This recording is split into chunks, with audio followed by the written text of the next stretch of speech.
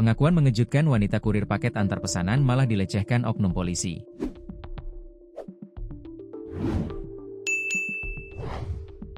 Pengakuan mengejutkan, wanita kurir paket mengantar pesanan malah dilecehkan oknum polisi Bribda S. Korban, wanita kurir paket berinisial ST, 23, tidak menduga bakal mendapat perlakuan tidak pantas dari oknum polisi Bribda S.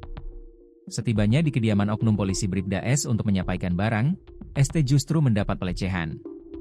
Beruntung ST masih bisa berontak hingga lolos dari cengkraman Bribda S.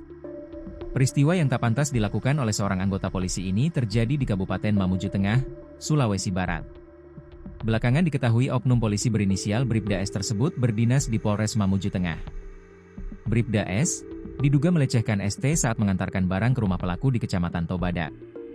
Niat hati bekerja mengantar paket, malah mendapat perlakuan jahat dari oknum aparat.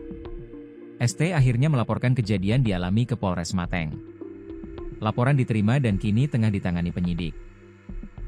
Kapolres Mamuju Tengah, AKBP Hengki Kristanto Abadi, benarkan adanya laporan dari korban. Pengaduan sudah kami terima hari Selasa kemarin, ujar Hengki saat dikonfirmasi tribun-sulbar.com, Kamis, 31 Juli 2025. Meski begitu, pihaknya belum bisa memberikan detail kronologi. Penyidik akan klarifikasi ke terlapor. Mohon waktu.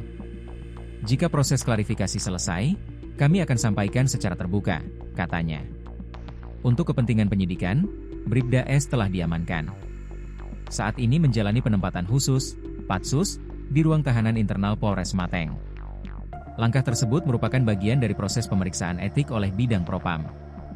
Jika terbukti bersalah, Bribda S tak hanya menghadapi sanksi pidana, tetapi juga berpotensi dijatuhi pemberhentian tidak dengan hormat, PTDH, sebagai anggota kepolisian. ST kini dalam pendampingan Dinas Sosial dan Tim Perlindungan Perempuan dan Anak, PPA, Mateng. Pihak keluarga berharap proses hukum berjalan objektif dan korban mendapat keadilan.